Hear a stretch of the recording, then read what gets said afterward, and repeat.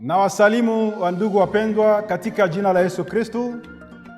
Kwa majina naitwa mtumishi wa Mungu, mchungaji Jean-Marie Nkuruziza Vianney, na mpenda Yesu.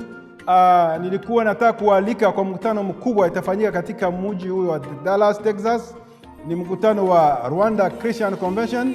Itakutanisha watu wengi sana katika mkutano huyu.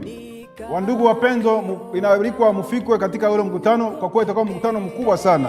Kutakuwa baraka kubwa za Mungu. Na ile mkutano tunaalika, tunakuwa kichwa ya mambo ya mkutano wetu ni upendo na umoja. Upendo na umoja. Unajua mahali hakuna upendo, hakuna umoja, hakuna baraka za Mungu, hakuna nguvu za Mungu.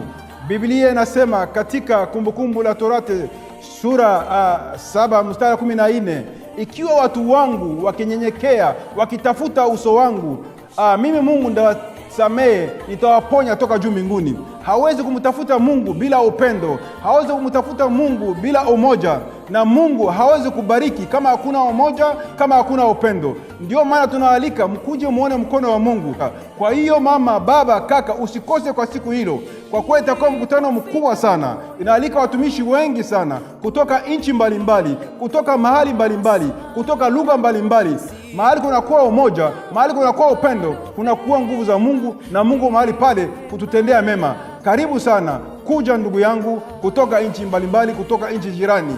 Tunawalika nyie wote. Hii mkutano mkubwa inasema upendo na umoja.